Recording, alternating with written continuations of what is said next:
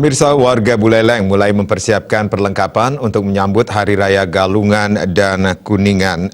Untuk memastikan ketersediaan stok dan perkembangan harga, Dinas Perdagangan, Perindustrian, Koperasi Usaha Kecil dan Menengah bersama Satpol PP Buleleng melakukan pengawasan Jumat kemarin. Secara umum, stok pangan dipastikan aman dalam 1 hingga 2 bulan ke depan. Kepala Disdag Perinkop UKM Buleleng Dewa Made Sudiarta mengatakan, berdasar pengalaman perayaan Galungan dan Kuningan terdahulu sering terjadi lonjakan harga hingga pasokan beberapa komoditas pangan mengalami penurunan.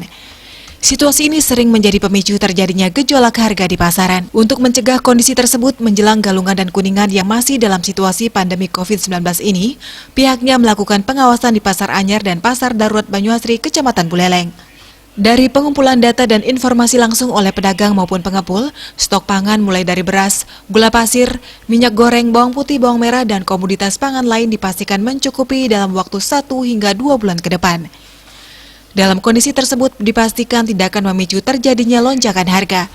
Meski demikian, Sudiarta tetap mengingatkan agar pedagang dan pengepul memperhatikan situasi pasar dan tidak melakukan peningkatan harga yang tidak wajar sehingga merugikan konsumen.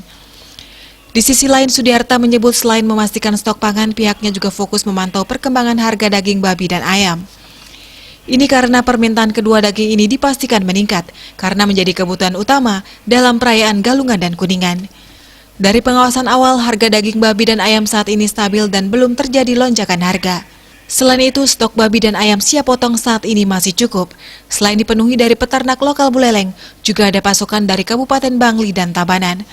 Selain mengawasi stok dan harga kebutuhan pangan, Disdag Perinkop UKM melancarkan edukasi kepada pedagang dalam menerapkan protokol kesehatan pencegahan virus corona. Ini ditempuh karena penularan kasus masih tinggi dan pemerintah sudah memberlakukan aturan tegas mewajibkan masyarakat menggunakan masker ketika beraktivitas di luar rumah.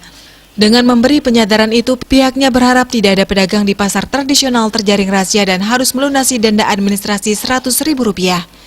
Bali Pos melaporkan.